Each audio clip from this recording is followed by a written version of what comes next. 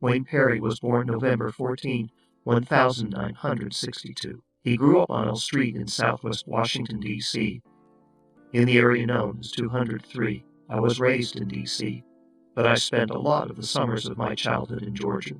Wayne says, I even put fools in the dirt down there, and back then it was super racist. Crackers used to call me boy. A sign of the times, but Wayne moved through all of that, and in his native D.C., as he grew into a teenager, sports became his passion. I was real small back then. I was the best baseball player in D.C.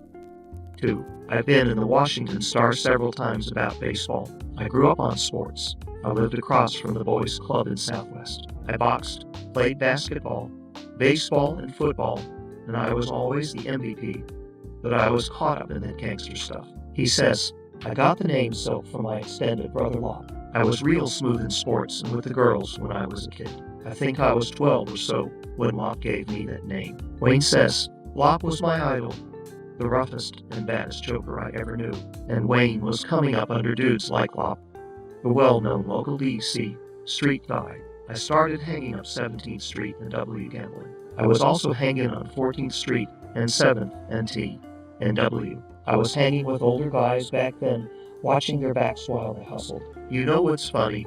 All the older dudes that was gangsters when I was a kid.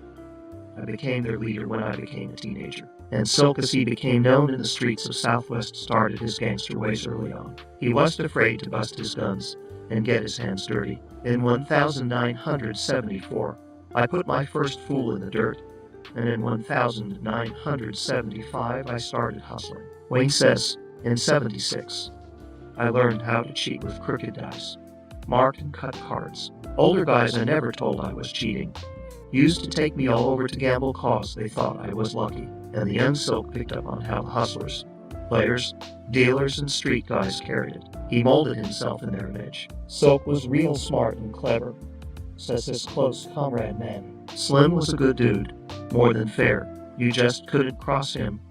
If you did, he wouldn't have no understanding. It was just how he was. Wayne was real slick and no one could pinpoint him. How do you think he got the name Silk? He didn't hang out in spots like that. He'd just pop up. If you knew Wayne like I do, it's no telling where you might run into him at in the city. Sop, sop. Another close comrade says, Southwest would be his spot, but I would say he was international. It was in Silk's nature to keep people off balance and guessing so that they didn't quite know what to expect. I started robbing in 78. I started robbing banks. My little brother got killed in a bank by a pig in 79. Wayne says, at the time he was still attending Wilson High School, starring in baseball and playing other sports, but slowly slipping into the streets and adapting the gangster mentality. This would eventually lead him to jail. I got locked up in 79 for shooting the hall monitor man in school, but I didn't do it. The dude and his crew who did it blamed it on me because it was a riot, Southwest against Northwest. And I kicked it off by punishing this older joker from Northwest. But I didn't have a weapon, Wayne says. Then I got put out of Wilson, and I went to Randolph, and I beat the baseball team coach with a bat at practice, and I got barred out of all D.C. public schools, so I went to Franklin GD School cause the judge ordered me to, and I had to kill a fool for telling me he was going to take my chain. The older dudes in the hood respected Wayne's gangster. They saw the makings of a thoroughbred in the youngster. They knew I'd shoot in a body.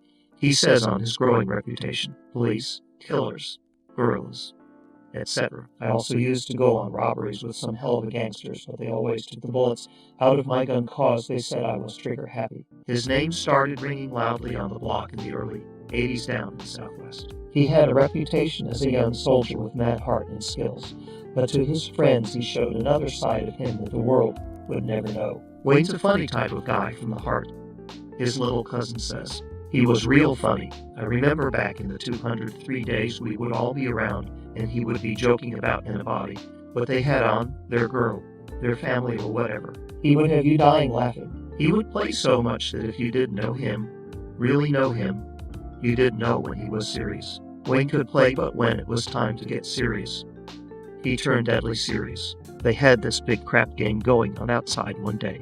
Sop Sop says, a lot of well-known hustlers and gamblers from other parts of the city was out there, and Wayne and this other well-respected dude got into it about a bet. Wayne shot him in his ass twice in front of everybody. Silk was above getting his respect by gun smoke when necessary.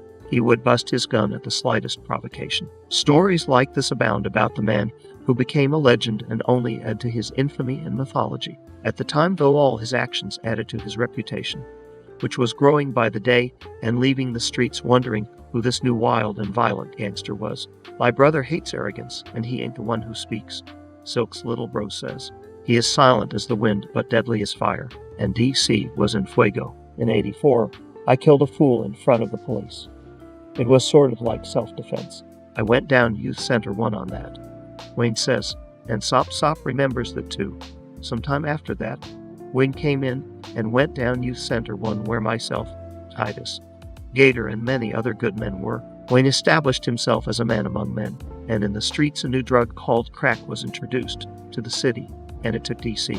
by storm. While Wayne was making citywide contacts and solidifying his gangster at Lorton, the crack epidemic raged unabated, turning the chocolate city into the murder capital.